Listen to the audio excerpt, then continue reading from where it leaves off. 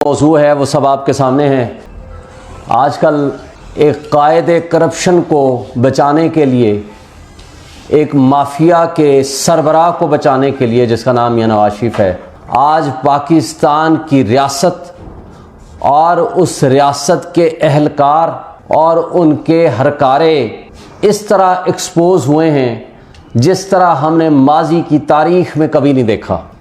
आज पूरा निज़ाम नंगा होके उसकी हिमायत में खड़ा हो गया है। आपका कानून का और निज़ाम इंसाफ का जनाजा निकल रहा है।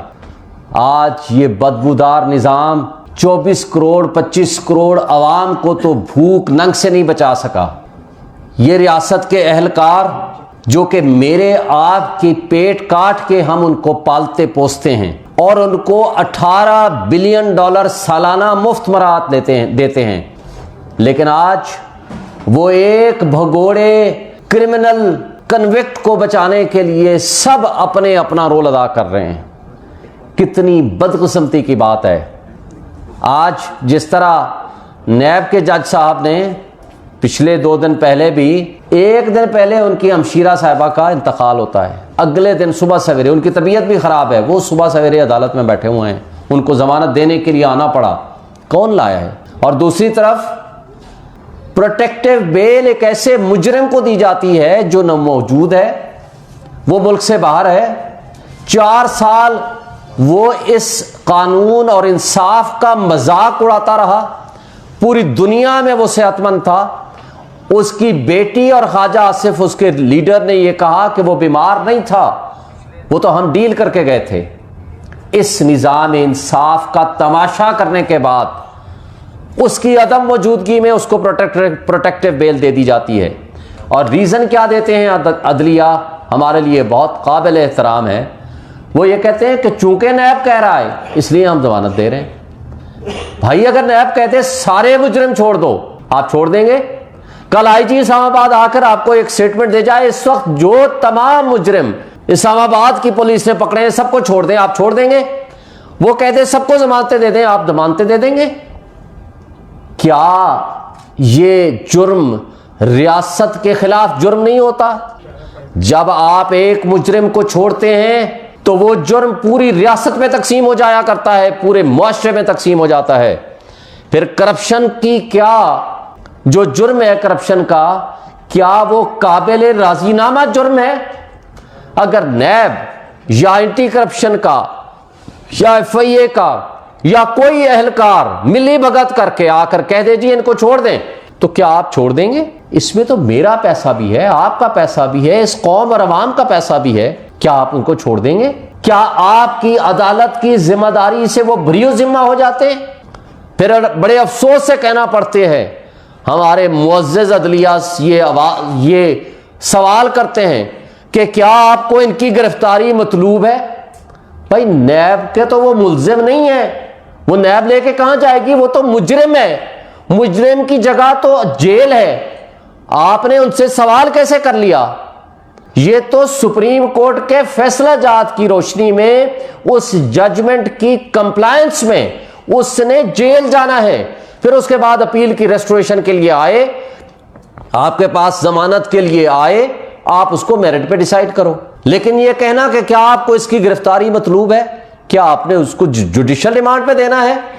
बड़े एहतराम के साथ मैं कहता हूं, क्या हाई कोर्ट के ऑनरेबल मुअज़्ज़ज़ 2 जज साहबान, क्या वो मैजिस्ट्रेट हैं ये जो पूछेंगे कि आपको इसकी गिरफ्तारी मतलूब है, कि आप लेके जाना चाहते हैं या नहीं? सवाल ये है कि ये पार्ट हर्ट केस था, आप सब जानते हो।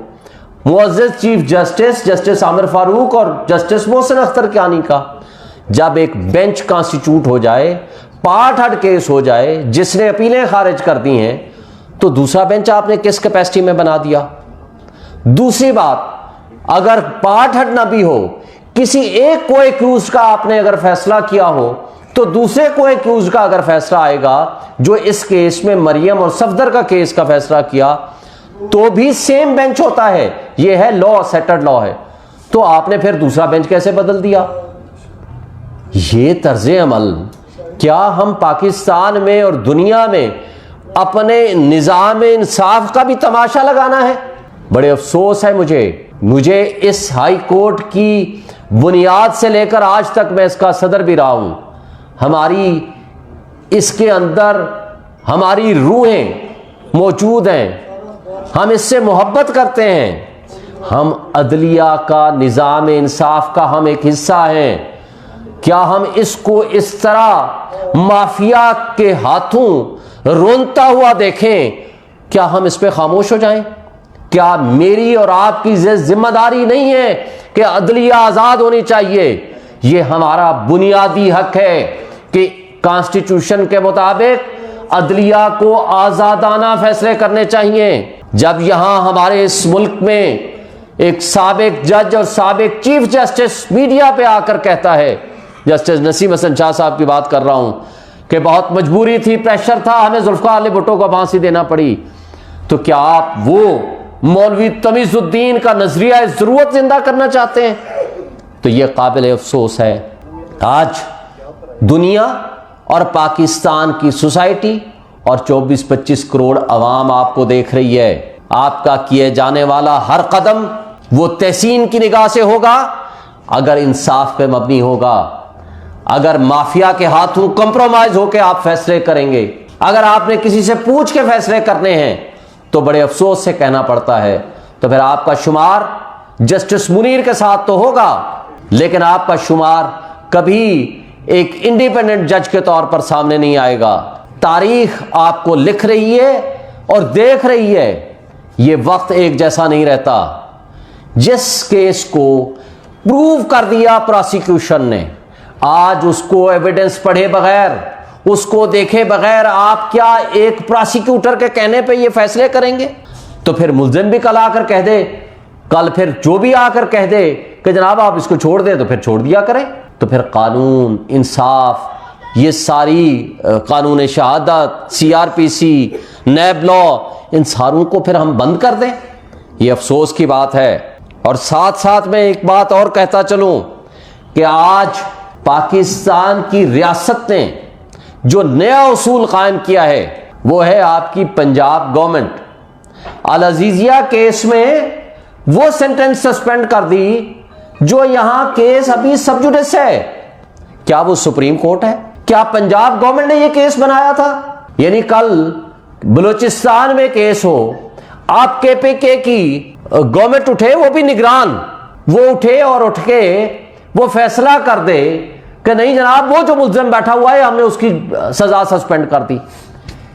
तो फिर उसकी क्यों करते हो? सारे मुजरिम जो पंजाब में बैठे हुए हैं या पाकिस्तान में बैठे हुए हैं, सबकी सजाएं आप सस्पेंड कर दो। क्या ये मजाक है? पहले 10 महीने से वो गैर आईनी बैठे हुए हैं, न सिर्फ गैर आईनी बैठे हुए हैं, उनकी पार्शल और उनकी जानिबदारी आप देखें कि एक शख्स को बचाने के लिए, एक माफिया के सरबराह को बचाने के लिए, एक कायदे करप्शन को बचाने के लिए इस तरह अपने आप को नंगा और एक्सपोज कर रहे हैं कि जिस पे कोई शर्म और हया भी बाकी नहीं रही। ये काबिल अफसोस बात है। मैं मुतालबा करता हूं इलेक्शन कमीशन ऑफ पाकिस्तान से, क्या आप जो आईनी इदारा हैं, आपको ये तो याद रहता है कि इमरान खान ने आपके ऊपर तनकीद की थी, आप उसको तो कंटेम्प्ट नोटिस देते हैं, तो क्या उनकी जो जानिबदारी आपके सामने आ चुकी है, क्या आप तब्दील करेंगे उस CPO को, SSP को जो सलूट कर रहा है एक मुजरिम को? क्या उसको चेंज करेंगे इस मौजूदा चीफ मिनिस्टर को जिसने अदालत आलिया के हुक्म के बावजूद कहा कि नहीं जनाब हम कोई जलसा नहीं करने देंगे, कोई कुछ छोटा सा कॉर्नर मीटिंग भी नहीं करने देंगे PTI को? क्यों? इनका रिकॉर्ड ही मुजरिमाना है, और जो मुजरिम है वो आपका VVIP है, और जिनके बारे में आपको शक है कि इनका रिकॉर्ड खराब हो सकता है। और रिकॉर्ड कौन खराब करता है? आप गिरफ्तार करते हो, रिकॉर्ड खराब कर देते हो। पूरे पाकिस्तान में 100 से ज्यादा मकामात पे हमने जलसों की इजाजत मांगी, पूरे पाकिस्तान में एक जगह नहीं मिली, और जहां जगह मिली इजाजत वो आपने कल वो हशर देख लिया कि किस अंदाज से उनको गिरफ्तारियां की गई। क्या ये हमारा बड़े काबिल एहतराम, आज मैं बात करता हूं, हमारे चीफ इलेक्शन कमिश्नर और इलेक्शन कमीशन जो आईनी फोरम है, क्या वो देख रहे हैं या नहीं देख रहे? अगर वो देख रहे हैं तो इस अंदाज हुक्मरानी को क्या उनको चेंज करने का कोई हुक्म ऑर्डर करेंगे? क्योंकि ये आपकी चॉइस थे, इन्होंने उनको लगाया था, मोहसिन नकवी को और उनकी कैबिनेट को। अगर केपी की आपने 6 महीने बाद आपको पता चला उनके सारे मिनिस्टर्स पॉलिटिकल थे, अपनी पॉलिटिकल पार्टीज को सपोर्ट कर रहे थे, उनको चेंज किया, तो क्या इधर भी आपकी नजर होनी चाहिए? जरा इधर भी देख लें। तो बड़े अफसोस से कहना पड़ता है कि हमारे मुआशरे में ऐसी बुरी मिसालें कायम की जा रही हैं कि जिससे निज़ाम इंसाफ और निज़ाम कानून और हमारे रियासती इदारे अपनी रिस्पेक्ट खो चुके हैं और उनका पब्लिक की नजरों में सिर्फ एक ही बात है कि इनका कोई काम नहीं और सिवाय इस बात के कि ये सिर्फ माफिया को सपोर्ट करते हैं।